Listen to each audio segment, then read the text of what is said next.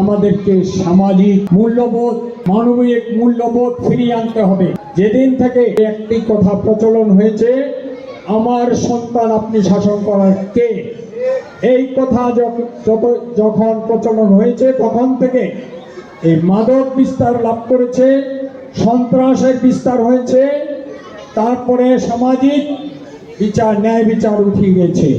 আমাদেরকে সামাজিক ন্যায় বিচার আগে প্রতিষ্ঠিত করতে হবে, তারপরে অন্য কিছু।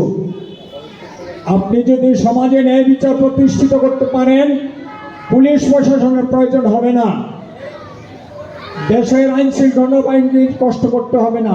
আর এই দেশের আইন শৃঙ্খলা সম্পর্কে যে কথাগুলি আসছে, আপনারা জানেন 17 বছরে দেশের আইন শৃঙ্খলা বাহিনীকে ধ্বংস করে দেওয়া হয়েছে। তারা অনেকেই ছিল, এখনো যারা নারায়ণগঞ্জে আছে আইন শৃঙ্খলা বাহিনীতে অনেকেই দোষর ছিল বিগত সরকারের, যার দরুন তারা ঠিকমতো কাজ করতে পারে না। এখন কাজ করতে পারে না বিধায় আমাদেরকে সেই দায়িত্ব নিতে হবে। সামাজিক মূল্যবোধ আমাদেরকে আগে প্রতিষ্ঠিত করতে হবে, তাহলেই আমরা এগিয়ে যেতে পারবো ইনশাল্লাহ।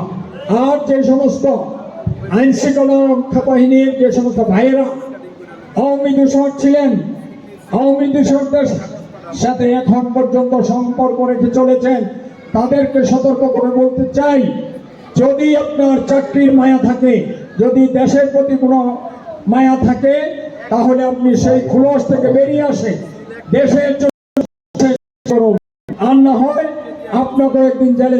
স্কুলের প্রধান শিক্ষিকা অনেকগুলি কথা বলেছেন, উন্নয়নের কথা বলেছেন, চুরির কথা বলেছেন, মাদক বেচাবি কেনার কথা বলেছেন। আমি উন্নয়নের কথা যেটা বলবো, আপনারা জিয়াউর রহমান সাহেবের শাসন দেখেছেন।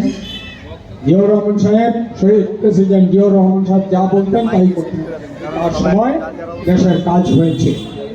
বেগম খালেদা জিয়া, আপসীন নেত্রী বেগম খালেদা জিয়া, ওনার আমলে উনি যা বলেছেন তা করেছেন, ওনার আমলে দেশের কাজ হয়েছে।